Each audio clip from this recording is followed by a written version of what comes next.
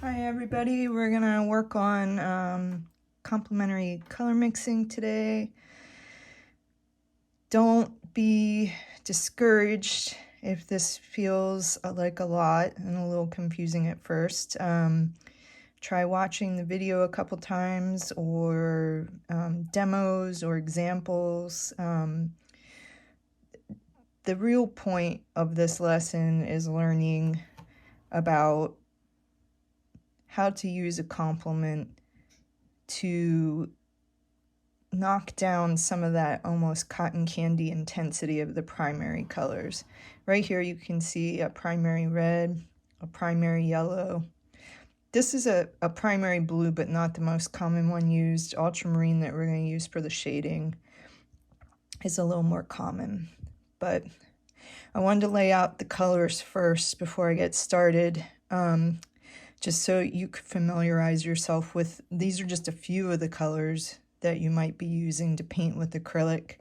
I'm going to mix the complementary base palette today with Cerulean Blue Deep, Cadmium Red Light, and Cadmium Yellow Primrose, which is a cadmium yellow. If you don't have primrose, just use the cadmium yellow that you have and you'll still get great results. I just happen to like this one because it's a little lighter and brighter. Then for tinting, I'm going to use titanium white.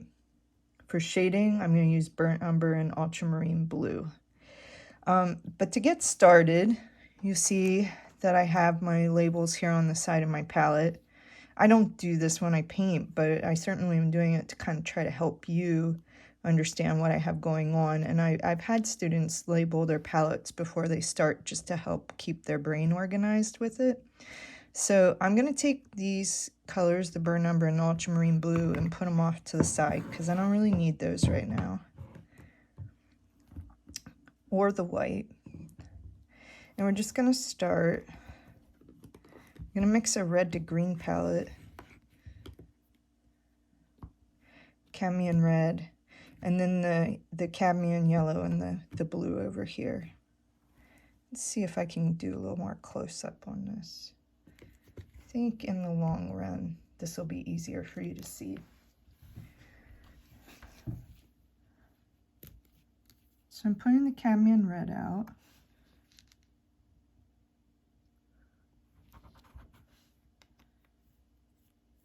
You don't need to make a ton of paint, particularly, it's great if you're gonna mix this palette to paint with on an actual painting, but I also suggest just learning how to mix color for the sake of making some color cards.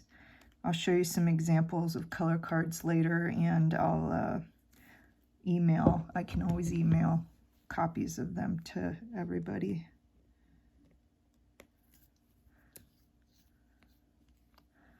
So try equal amounts here for mixing your green of the blue and yellow. Let's see what happens with that. I seem to have walked across the room with my palette knife, so I'll be right back.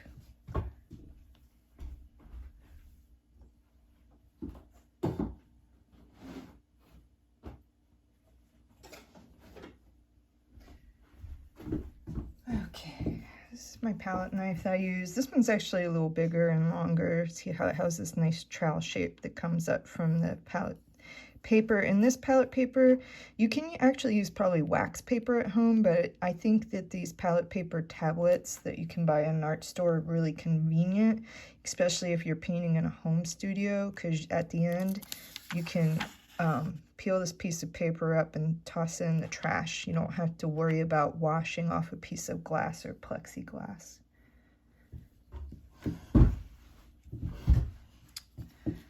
And we're mixing green.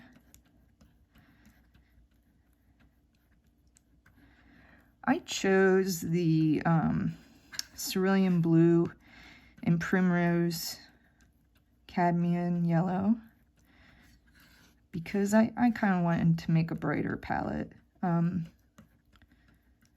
You can do this red to green complementary palette with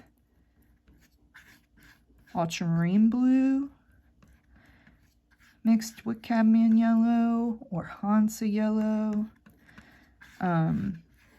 there's a lot of different ways to make a green and a lot of different greens that you can achieve just with blues and yellows. So if you have a phthalo blue in your art bag and you want to try mixing that with a yellow to get a green, all those greens are going to be different. So I feel like that's pretty well mixed.